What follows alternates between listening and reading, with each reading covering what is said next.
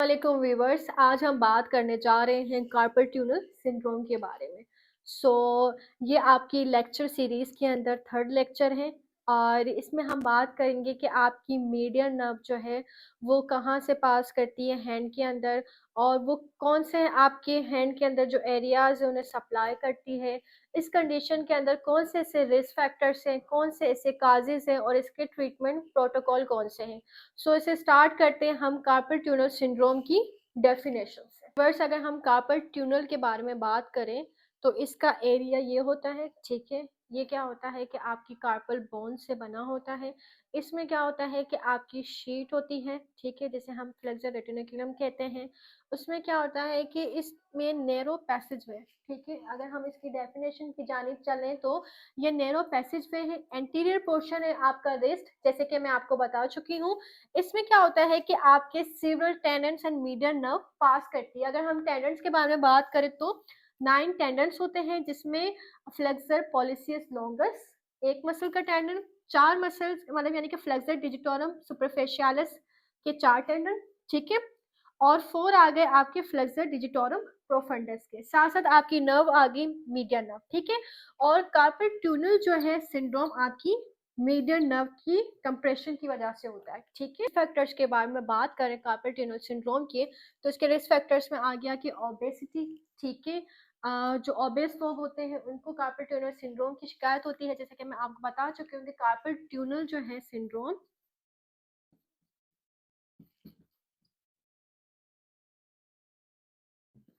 इसमें क्या होता है कि आपकी मीडियन नर्व की कंप्रेशन है। मीडियन नर्व जो है आपकी वो कंप्रेस हो जाती है, ठीक है। सो ओबेसिटी आपका रिस्क फैक्टर है। जेंडर, जेंडर के अंदर मेल और फीमेल दोनों ही अफेक्टेड होते हैं, लेकिन फीमेल्स जो हैं वो ज़्यादा अफेक्टेड देखी गई हैं कार्पल ट्यूनल सिंड्रोम के अंदर। एज में आ गया आपके 42-60 ईयर्स के, और अगर फीमेल है तो मोस्ट कॉमन है, ठीक है। ये लोग अफेक्टेड होते हैं। रिस्ट इंजरीज जिनको हुई है, डायबिटीज की जिनको शिकायत है, रोमेटॉइड अर्थराइटिस की जिनको शिकायत है, ये लोग अफेक्टेड आपके होते हैं। या वो लोग जो बहुत ही ज़्यादा कंप्यूटर यूजर्स हैं या जिनका काम बहुत ही ज़्यादा टाइपिंग का है, तो वो इस बीमारी से अफेक्टेड होते हैं।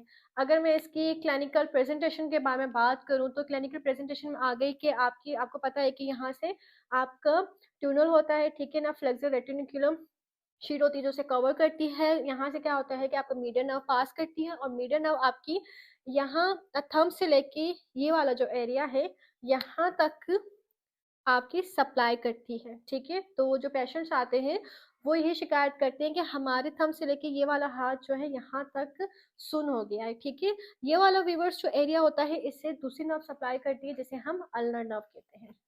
इसके अलावा अगर हम इसकी सिम्टम्स के बारे में बात करें तो आपके इसके सिम्टम्स में आ गया कि पेन होगा, नमनेस होगा, पेरेस्थीसिया की उनको शिकायत होगी। और ये सिम्टम्स की शिकायत करेंगे कि अक्सर औकात हमें रात के टाइम जो है ना, मिड ऑफ नाइट जो है ना शिकायत होती है, क्योंकि रात के टाइम में होता है कि हैंड की जो एक्टिविटीज़ है ना वो डिस्ट्रक्टेड हो जाती है। तो ये क्या करते हैं कि जो फीमेल्स होती हैं उठती हैं और जब वो हाथ की मूवमेंट्स करती हैं ऐसे ऐसे, तो वो कहती हैं कि तब हमें जो है ना शिकायत इसकी थोड़ी शिकायत में कमी आ जाती है। बात करने जा रहे हैं कार्पल ट्यूनल की एग्जामिनेशन के बारे में। इसके अगर हम सेंसरी को देखें तो सेंसरी डेफिसिट हो जाएगा, ठीक है। 3.5 fingers, weakness of thumb abduction, ठीक है। जैसे कि मैं आपको बता चुकी हूँ कि इसके अंदर मीडियन नर्व जो हमारी थंब से लेकर इस वाले एरिया तक, ठीक है ना, इस फिंगर्स तक सप्लाई करती है। तो ये करने जा रहे हैं examination of carpal tunnel syndrome की। तो इसमें क्या होता है कि सेंसरी आपकी डेफिसिट हो जाता है, ठीक है, यानी कि सेंसरी लॉस हो जाता है। 3.5 फिंगर्स जो है अफेक्टेड होती है। जैसे कि मैं आपको बता चुकी हूँ कि मीडियन नर्व जो है आपकी यहाँ थंब से लेकर ये हैंड की हाफ एरिया तक जो है ना सप्लाई करती है। तो इसमें क्या हो जाती है कि आपको वीकनेस हो जाती है और सुन हो जाता है ये एरिया, ठीक है। ये वाला जो एरिया है लिटिल फिंगर का और हाफ ऑफ ये फिंगर, ये आपकी अल्नर नर्व जो है सप्लाई करती है इसे। इसमें क्या होती है कि थिनर इमिनेंस होता है, उसकी आपकी एट्रोफी हो जाती है, ठीक है। और कुछ हम साइंस इसमें करवाते हैं फॉर द फिजिकल एग्जामिनेशन, जिसमें आपका आ गया टाइनल साइन, फैलन साइन, क्लॉज फेस साइन और कंप्रेशन टेस्ट। टाइनल साइन के अंदर क्या होता है कि वॉलर एस्पेक्ट ऑफ हैंड पे आप क्या करते हो कि यहाँ पे मीडियन नर्व है तो यहाँ पे टैप करते हो, ठीक है। इससे क्या होता है कि सिम्टम्स जो है वो रिप्रोड्यूस हो जाते हैं।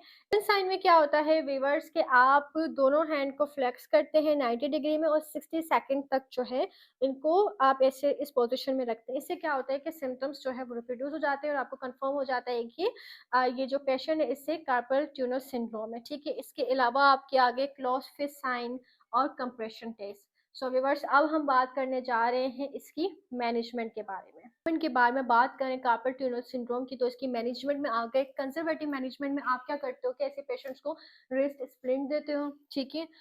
हैंड थेरेपी यानी कि फिजिकल थेरेपी आ गई। Physical therapy,